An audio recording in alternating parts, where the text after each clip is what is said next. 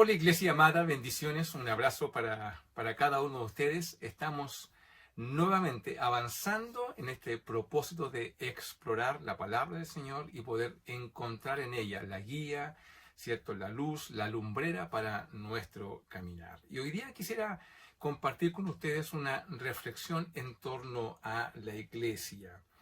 La iglesia, en la Biblia encontramos distintas metáforas que nos ayudan a comprender el funcionamiento, la manera, ¿cierto?, de cómo se concibe la iglesia del Señor.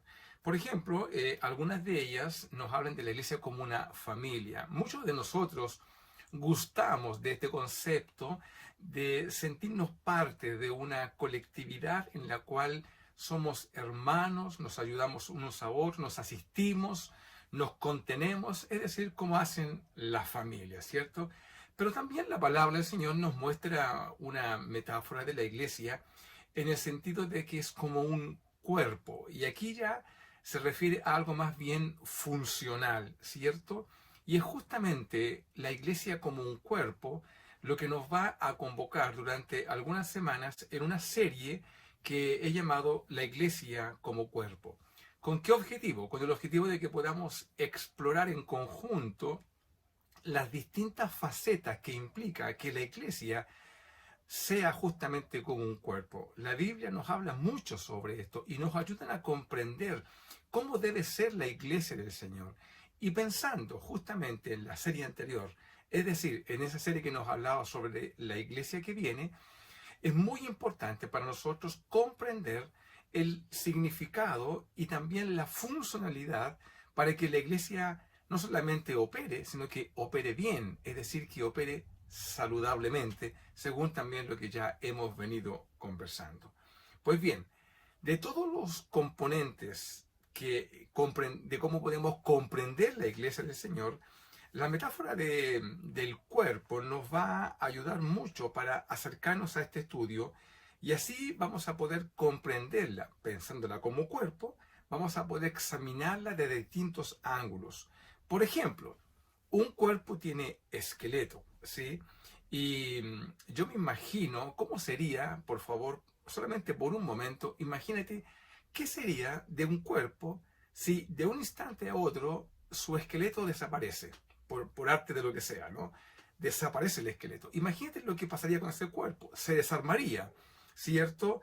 Todo lo que sostiene, toda la estructura, ¿cierto?, que sostiene al cuerpo se desarmaría y, por cierto, esto traería una visión del cuerpo que no se condice con la realidad que tú y yo conocemos.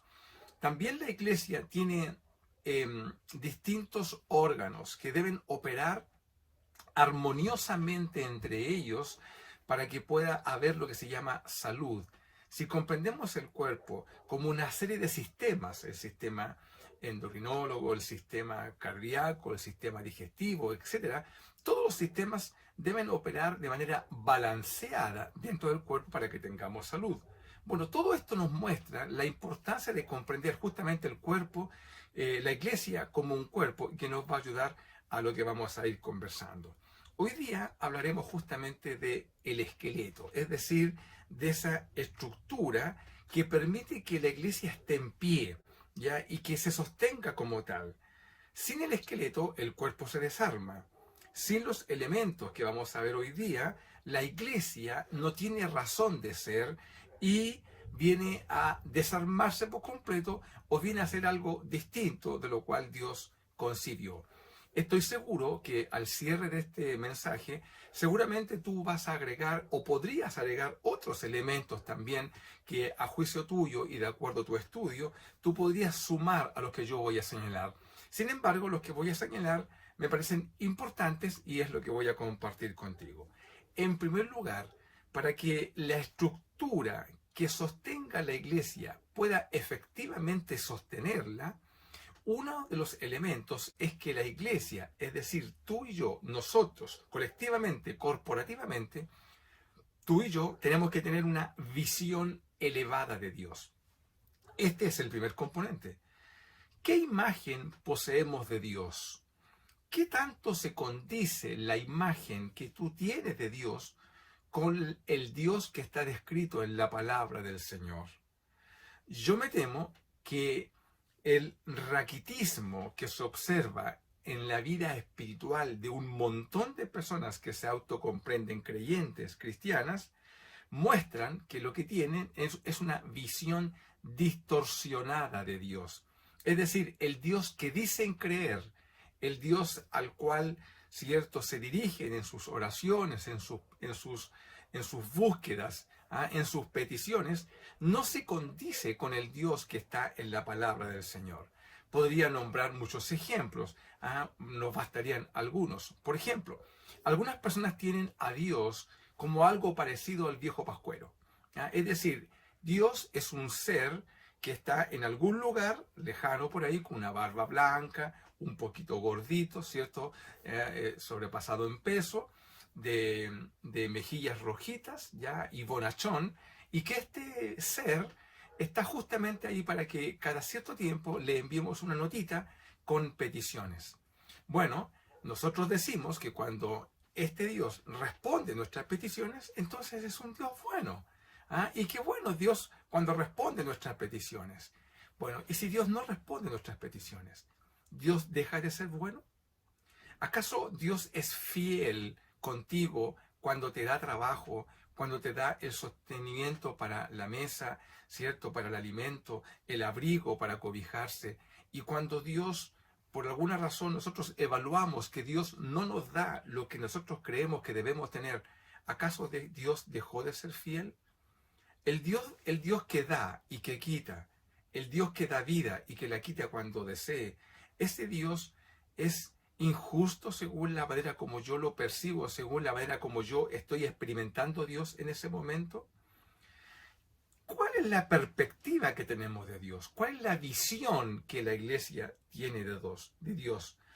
Si Dios es 3 veces santo, como la palabra del Señor lo dice y lo ¿es acaso nuestro Dios un ser que más bien parece un amuleto de la buena suerte a quien podemos tener en nuestra casa abriendo la Biblia en cierto lugar y permanecerla ahí abierta permanentemente? ¿Funciona la Biblia en ese caso como un amuleto y por tanto Dios es el objeto justamente de esa buena suerte? Yo creo que podríamos hacer un montón de preguntas e inferencias respecto de esto y podríamos encontrarnos que a lo mejor nosotros hacemos juicios equivocados cuando nos referimos a Dios, porque estamos más bien llevando a Dios a una imagen particular, a lo que nos gustaría que fuera y no exactamente como lo que encontramos en la palabra del Señor.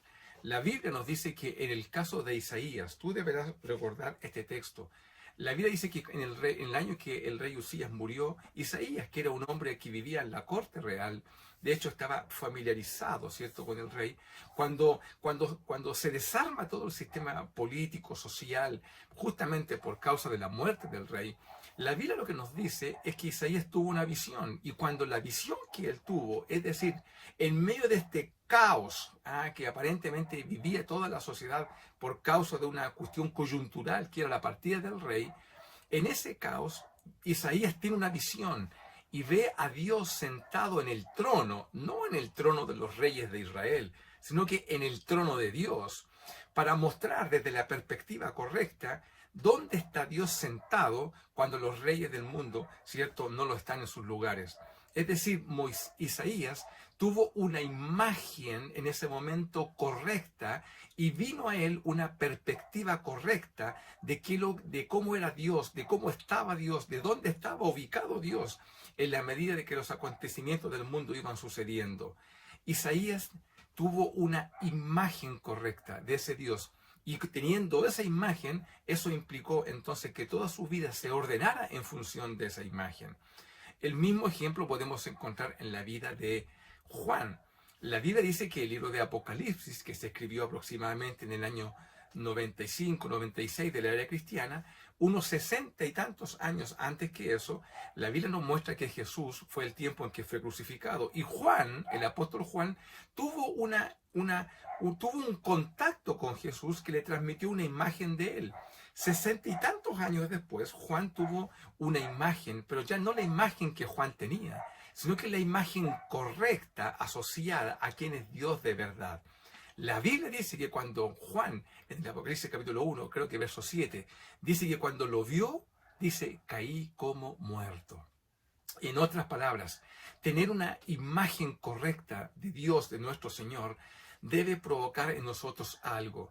Y este algo es justamente lo que sostiene a la iglesia fundacionalmente, para que nuestra iglesia, vuestra iglesia, mi iglesia, las iglesias en las cuales participamos, las iglesias locales, puedan tener un buen sostenimiento, un fundamento firme en lo cual sostenerse, siendo esta una imagen de un cuerpo, es que debe tener la iglesia una imagen, una visión correcta de quién es Dios. Y para eso tenemos que simplemente encontrarlo en la palabra del Señor. Mira qué importante. Así que reflexionemos sobre este punto. ¿Qué tanto se condice la imagen que tienes de Dios con el Dios que está en la palabra? Por supuesto que si leemos poco la Biblia o reflexionamos muy poco en ella, estudiando prácticamente nada, difícilmente tú y yo vamos a tener una imagen correcta del Dios de la Biblia y lo vamos a asemejar más al Dios cultural, al que la cultura nos dice, y eso puede ser la cultura tanto de la que venimos, como incluso la cultura evangélica en la cual participamos. Un segundo elemento para observar, para reconocer cuáles son aquellos elementos que sostienen la iglesia, viene amarrado justamente con el anterior.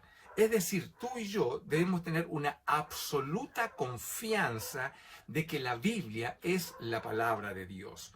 Que la Biblia sea la palabra de Dios es algo que nosotros mencionamos en muchos momentos, en muchas ocasiones, pero eso no siempre se condice con aquello que nosotros vivimos en la experiencia.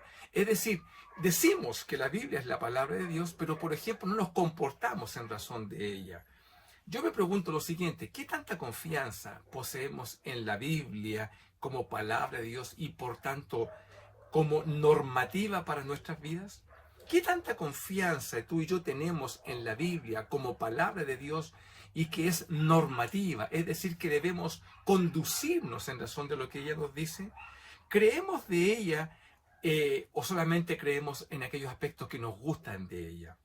La Biblia tiene un montón de principios, un montón de aspectos que deben ser observados por nosotros para que nos vaya bien, pero estoy seguro que muchos de ellos no nos gustan porque no se condicen con la manera como pensamos. Y esos elementos los desdeñamos, los ponemos a un lado y ya no los consideramos palabra del Señor. Es decir, sujetamos nuestra vida y normalizamos nuestra manera de actuar en razón solamente de aquellos elementos que nos parecen que son correctos y eliminamos o minimizamos o incluso menospreciamos aquellos que nos parecen que son contrarios a nuestra manera de ser. Todo esto nos muestra, ¿cierto?, de que la Biblia, siendo la palabra de Dios, y tú y yo y nosotros como creyentes en Cristo, tenemos una frase que debemos hacer nuestra y que nuestros padres evangélicos ya venían diciendo. La Biblia es palabra de Dios, pero además es nuestra única regla de fe y de conducta. Nuestra fe está en la palabra del Señor y nuestra manera de conducirnos está en la palabra del Señor. No somos conducidos por las corrientes culturales que este mundo nos enseña. No estamos conducidos por el humanismo, no estamos conducidos sino por la palabra del Señor. Una iglesia que minimiza la importancia de la palabra del Señor, de las Escrituras, como palabra de Dios, como normativa para sus vidas, es una iglesia débil, cuyo esqueleto va a debilitarla, va a tener cáncer a los huesos y se va a debilitar como la iglesia que se supone que es la agencia del reino del Señor. Cuando vamos a la palabra, por ejemplo, en el libro de Segunda de Timoteo, en el capítulo 3, en el versículo 15 y 16, hay un texto por todos conocidos que dice que desde la niñez, le dice Pablo a Timoteo, has sabido, ¿cierto?, las sagradas escrituras, ¿ya?, las cuales te pueden hacer sabios para salvación. La palabra del Señor nos hace sabios. Mira qué importante es esto, qué importante es reconocer que la palabra de Dios hace sabio al sencillo, a las personas que se acercan a ella y quieren aprender de la palabra del Señor. Porque toda la escritura, querida, Toda, Antiguo y Nuevo Testamento, los textos que te gustan y los textos que no te gustan. Todos los textos son palabra inspirada por Dios, útil para enseñar, para redarguir, para corregir, para instruir en justicia, a fin de que el hombre sea perfecto en todo. Amada, amado, si tú y yo queremos ser perfectos en el Señor, tenemos que alimentarnos de la palabra del Señor, pero para eso nosotros tenemos que considerar la Biblia, que es palabra de Dios, no un libro anticuado, no un libro, como muchos dicen, escrito por hombres. Sí, fue escrito por hombres, en un lenguaje para hombres, ¿cierto? Pero inspirado por Dios. Y ahí está la palabra santa que está para tu vida y para mi vida, para enseñarnos, corregirnos, para instruirnos en justicia. Dos elementos. Mira, cuando el apóstol Pablo, la Biblia dice, mira qué importante, en Hechos capítulo 17, respecto de uno de los viajes del apóstol Pablo en Tesalónica, dice que en el versículo 3 del capítulo 17, de hecho, dice que Pablo declaraba y exponía por medio de las escrituras que era necesario que el Cristo padeciese y resucitase. El apóstol Pablo en Tesalónica, un lugar altamente escolarizado, de gente instruida, de la cuna, ¿cierto?, de la filosofía griega, tan importante incluso hasta el día de hoy, en ese lugar donde las personas demandaban razón de lo que se les estaba compartiendo y evangelizando, el apóstol lo que hace es usar las escrituras. Dice que con las escrituras mostraba que el Cristo era necesario que muriese y que resucitase. Nosotros estamos llamados exactamente a lo mismo. Pero ¿cómo vamos a mostrar si no tenemos escritura, si no confiamos en que la palabra de Dios, la Biblia es palabra de Dios? ¿Cómo vamos a poder evangelizar? Hermana, querido, no podemos evangelizar por las emociones. No podemos decir, antes yo era así, ahora soy asá, ya, porque tuve una emoción que cautivó mi corazón y ahora amo al Señor. Y cuando vengan los problemas, y cuando venga la enfermedad, y cuando vengan las dificultades, ¿vas a dejar de amar? Claro, vas a dejar de hacerlo. Claro, ¿sabes por qué? Porque tu fe está fundada en un sentimiento. Pero cuando la fe está fundada en la convicción de que la Biblia es la palabra de Dios, entonces tu fe estará firme. Porque la Biblia dice que la fe viene por el oír la palabra del Señor. Amén. Hemos visto dos puntos. Para que una iglesia pueda sostenerse, debe tener una estructura fundamental. Una de ellas es que tú y yo, la iglesia, tenga un alto valor, una visión elevada de quién es Dios. Y esa visión la encontramos en la Biblia.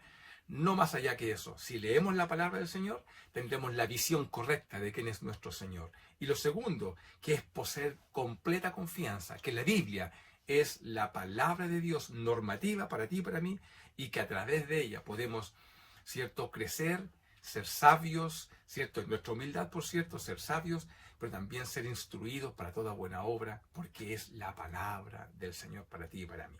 Dos elementos. Pero hay un tercero. ¿Cuál es? Y este podría provocarnos que es algo de problema para muchos. Porque también una iglesia, para que se sostenga como tal, esa iglesia debe tener una alta valoración de la santidad. Mira qué importante. ¿Qué tanto usted valora su santidad? ¿Qué tan importante es para ti mantenerte en santidad delante de Dios? ¿Qué tan importante es para el conjunto de la iglesia que los miembros que participen en ella tengan una conducta, una manera de ser que se condiga a la santidad del Señor? ¿Qué tan importante es para la iglesia cuando uno de nuestras personas, ¿cierto?, por alguna situación pone en juicio el testimonio de la iglesia justamente por causa de conductas no santas? ¿Qué hace la iglesia? ¿Lo valora o no lo valora? Bueno, la Biblia nos dice en 2 de Corintios capítulo 7, en el versículo 1, dice: así que, amados, puesto que tenemos tales promesas, limpiémonos de toda contaminación de carne y de espíritu, perfeccionando la santidad en el temor de Dios. Debemos ser perfeccionados permanentemente en el temor de Dios. Y cuando hablamos del temor de Dios, no estamos hablando del miedo, ¿cierto? No estamos acercándonos a Dios por miedo. nos acercamos con reverencia. Y cuando nos acercamos con reverencia al Señor, nuestras vidas se van a ir ajustando justamente a esta imagen correcta de Dios. Ya que hablamos de Isaías, recuerda que la Biblia dice que cuando Isaías tuvo esta imagen del Señor, él dice que se sintió inmundo, ¿cierto? ¿Cómo puedo yo estar delante de Dios siendo que soy un hombre de labios inmundos? O sea, Isaías sintió el impacto de una vida que no se condecía con la santidad de lo que estaba observando. Y él observó esto y le causó algo, ¿cierto? Que fue culpa. Bueno, y el Señor en ese momento, ante esa expresión de auxilio, de corrección, de autocorrección de parte de Isaías, el Señor, ¿cierto?, le quita su pecado. Bueno, es exactamente lo que tiene que ocurrir con nosotros. Nosotros no, el evangelio no es un evangelio moral en el sentido en que nosotros vamos perfeccionándonos porque cada vez vamos siendo mejores personas. Mira lo que estoy diciendo. Es decir, cada vez vas siendo mejor persona, te vas portando mejor y por tanto eres más apto para el evangelio. Esto que acabo de decir es el evangelio del mérito. No tiene que ver nada con lo que dice la palabra del Señor. La palabra del Señor es al revés. Dice que tú te vas acercando a Dios y en la medida que te vas acercando a Dios, tu pecado, tu contaminación te va dejando porque justamente te pasa lo que nos pasa como Isaías. Te vas acercando a Dios reverentemente y vas reconociendo que tu vida requiere ajustes, que mi vida requiere correcciones. Y entonces las correcciones y los ajustes se van a ir realizando. ¿Por qué? Porque esa persona tiene una perspectiva correcta con respecto a delante de quien está parado. Mira qué importante esto.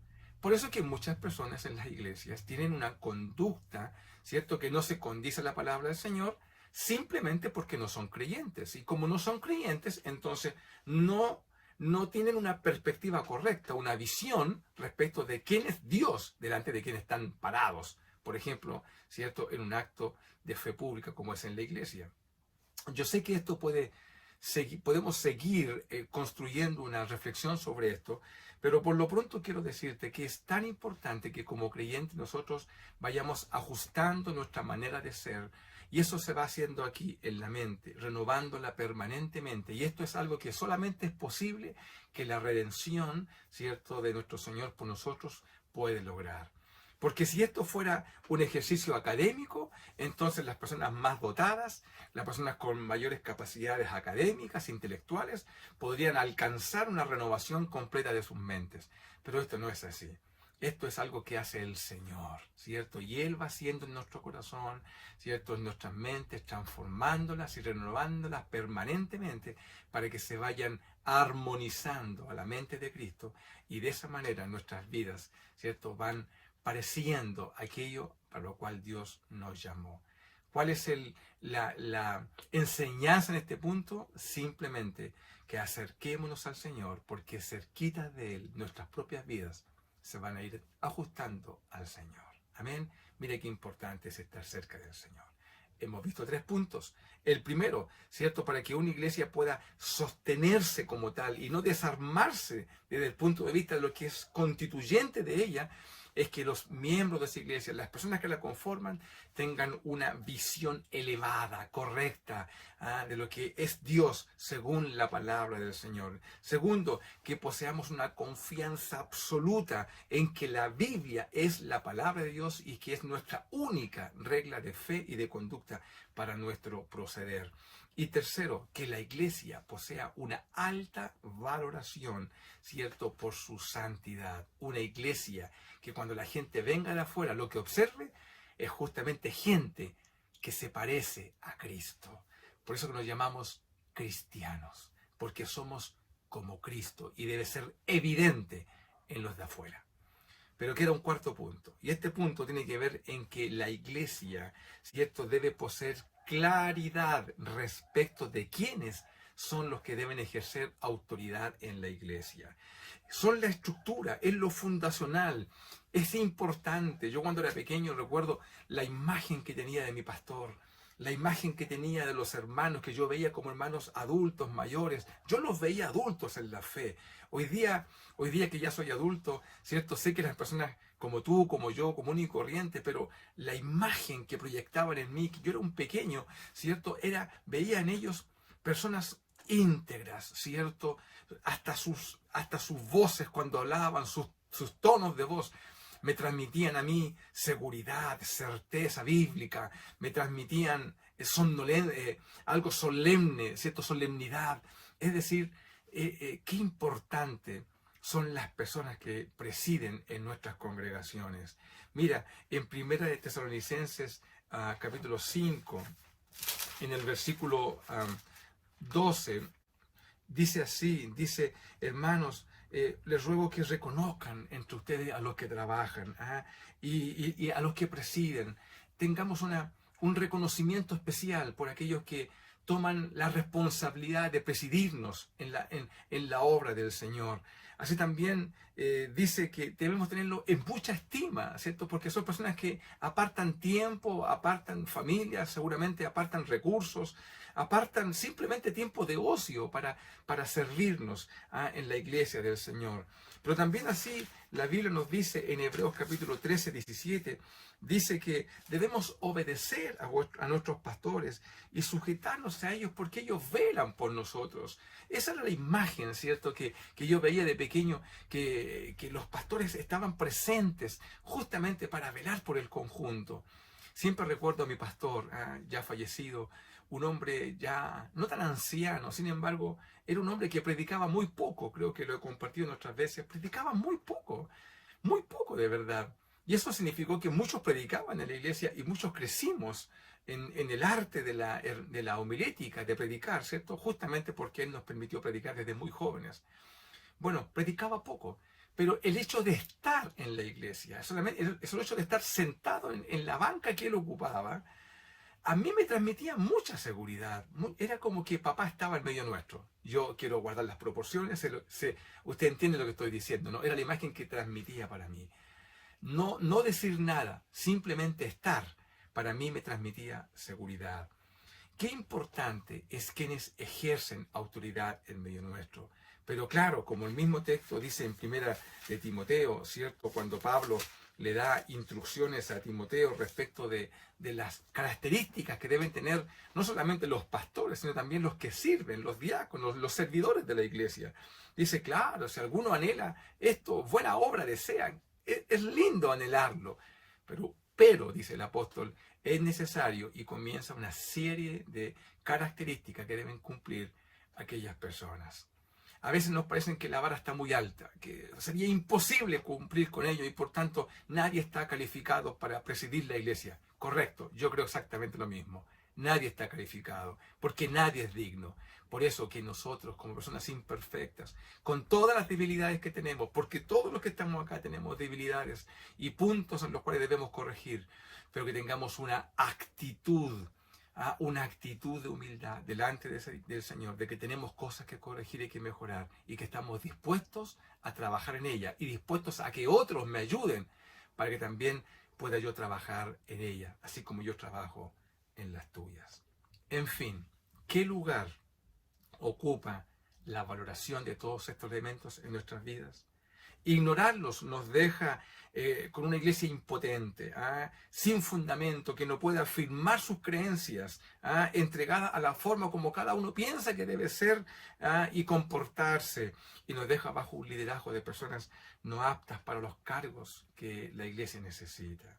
Pero si consideramos y nos sujetamos a todos estos principios que te acabo de señalar, nuestra iglesia, ¿cierto?, va a tener una alta imagen de Dios, va a tener una correcta perspectiva de lo que es la palabra del Señor, se va a sujetar a ella como norma, ¿cierto?, y regla para su vida, en conducta y en fe.